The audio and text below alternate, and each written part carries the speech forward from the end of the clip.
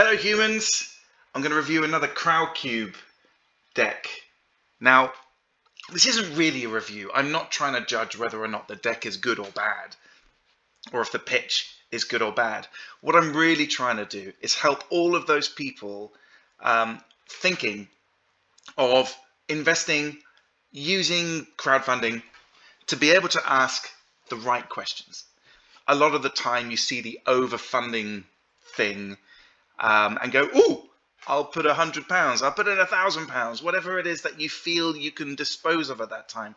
But at these moments in our lives when everybody's wallets are being squeezed, we need to be really careful where we put our money.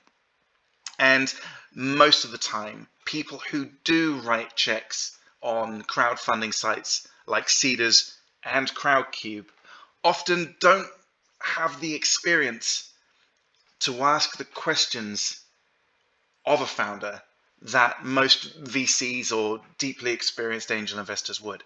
So I'm going to review this deck and I'm going to say out loud and summarize at the end what I believe the questions I would ask.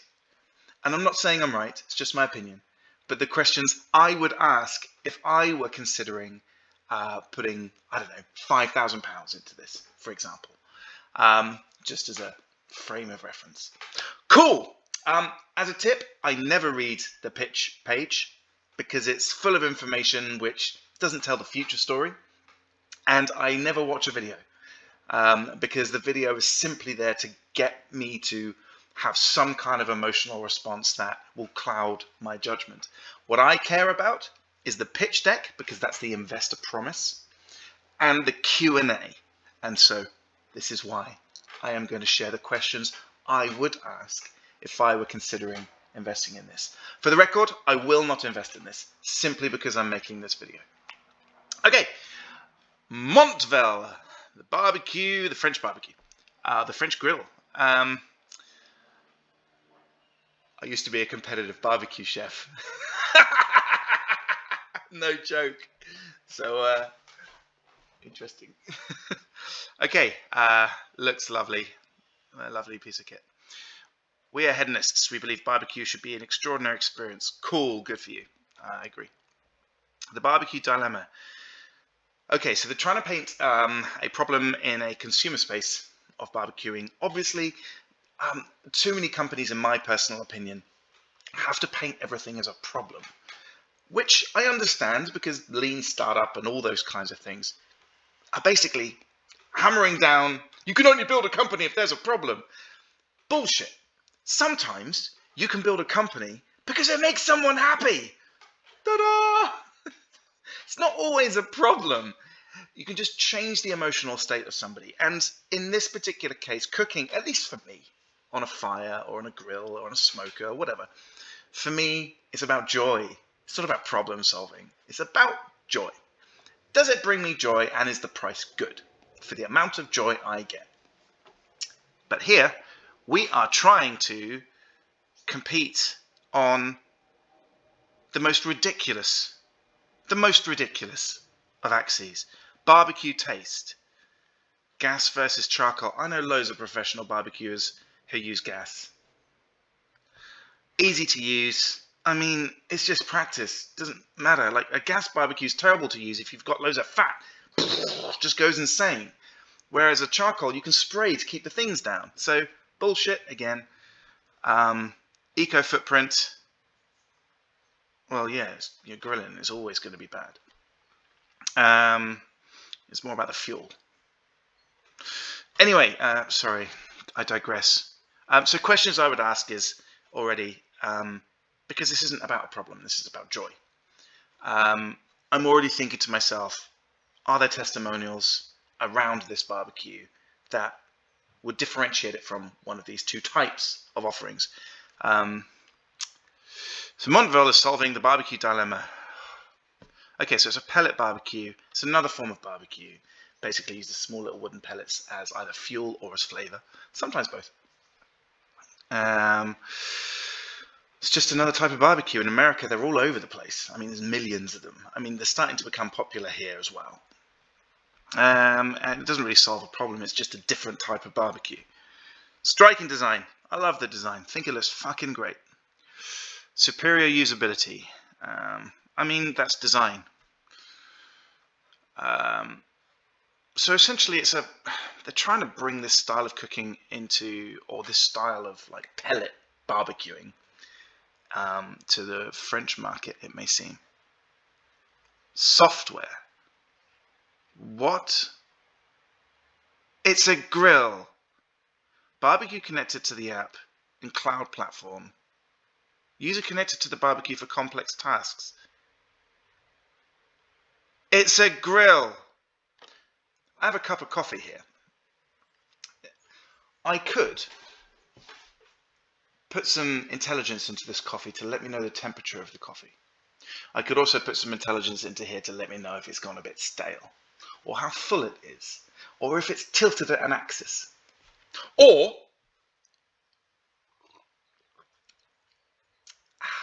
it's warm and it tastes pretty good. We don't need software for this. So my second question would be, why on earth are you spending so much money making a software product for something which is classically manual? There are examples of software-driven food products which were typically manual, mainly in the food intelligence, so things like temperature, humidity, all those kinds of things. So let's have a look, see if it goes that way. Wood pairing. Okay, so are they a fuel company or a barbecue company? So Gillette, is it a shaving company or is it a razor blade company?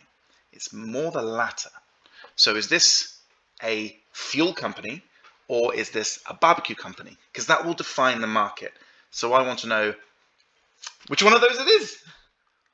Team. Okay, humans. I want to see somebody who knows their shit about design and also about barbecuing.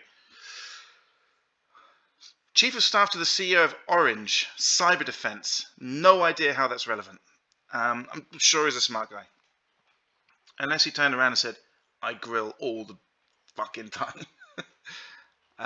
Senior brand manager, Mondelez, cool.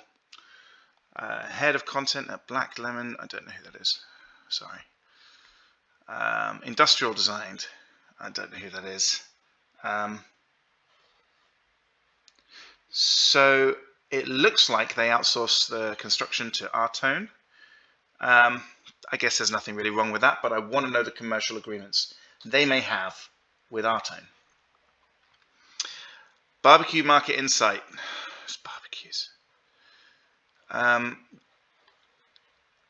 This isn't really one of those things where a market necessarily grows.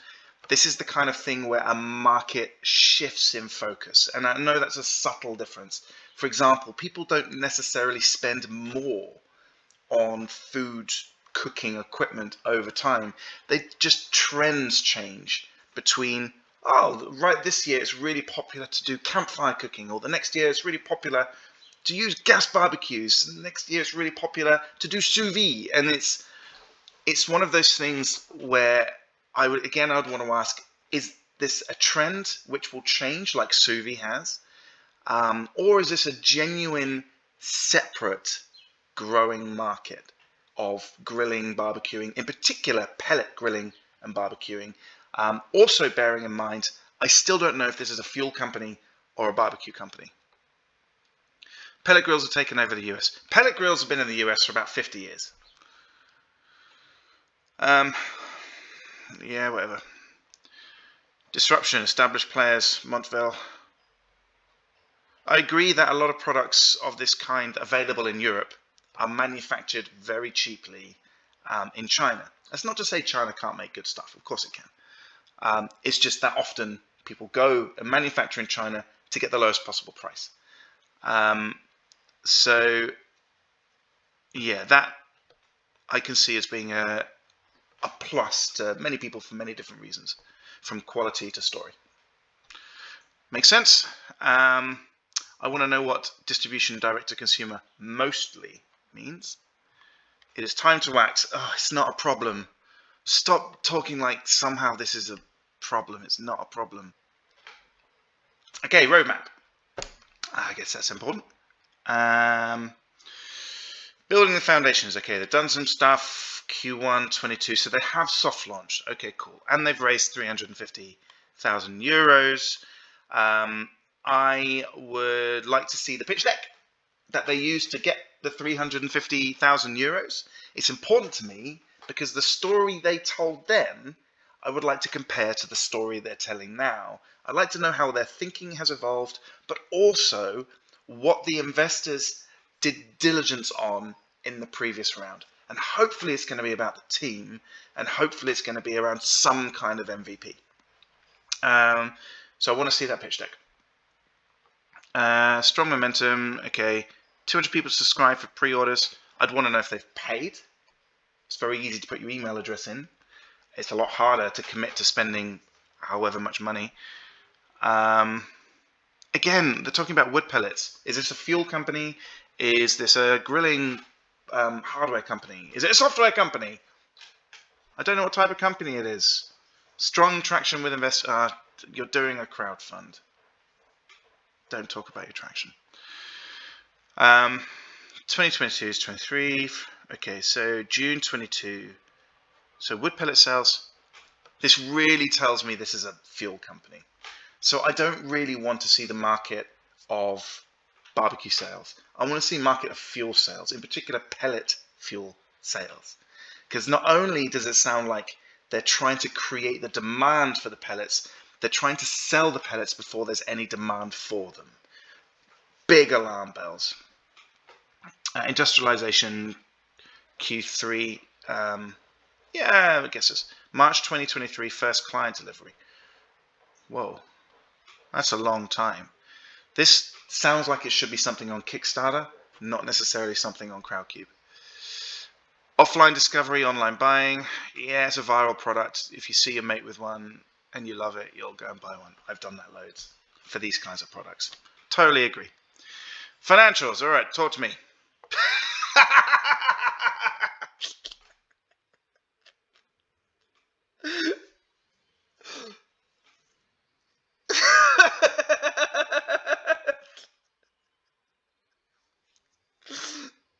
Oh, that's made me chuckle. I love it. Little. Boom! At 2030. Oh dear. I don't really care about 2030. I want to see maybe up to 2027. So I would like to ask detailed questions around, in particular, how much it's going to cost to produce a unit, estimated cost of customer acquisition, estimated lifetime value of the fuel, all those kind of things. They've raised money previously and they should have been testing these things, or at least a lot of these things where possible. You don't use the money to just payroll yourself to keep thinking. You should raise money to do experiments to understand what key numbers drive your business, whether it's a business model or a user retention or solving a commercial problem. They've raised money to make something that they already know people buy, designed differently. So I want to see where that money went in understanding the value of their customer, the cost of creating the product, and a cost of acquiring that customer. But that 800 mil, 2030, I mean, no. No. Okay, so investors. Kima Ventures, fairly respectable fund, which is good, adds a bit of confidence. I don't know who, ticker who, if I'm saying that right, I apologize, capital R.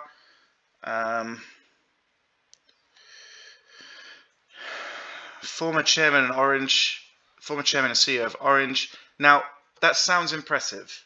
The difficulty is the CEO of this startup worked at Orange, so I would kind of expect that.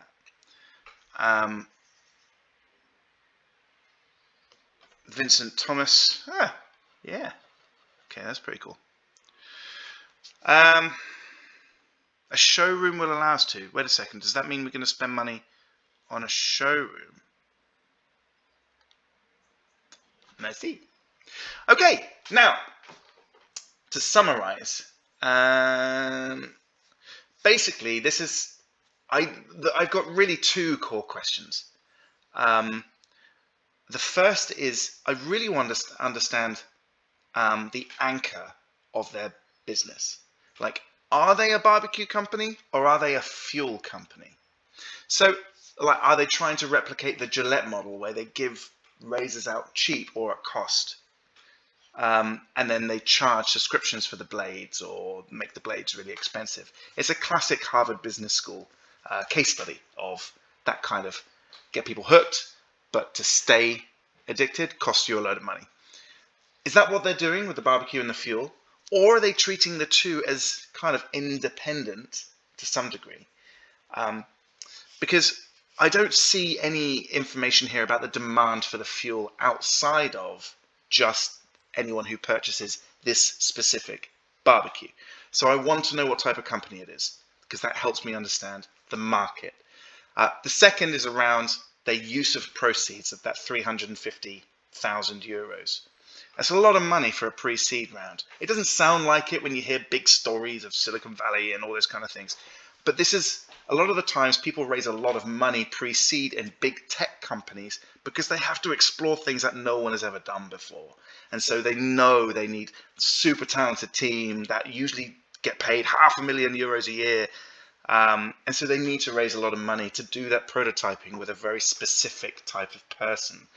Whereas here, it's fairly well trodden ground.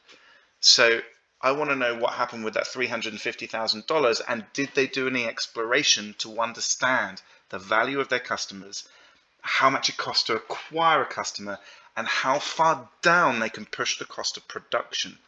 If they've done that homework and they're very clear about their business, this could be a fun one. But I'm not giving you advice or even an opinion. I'm just saying, because I'd probably buy one. Just don't know if I'd invest. There you go.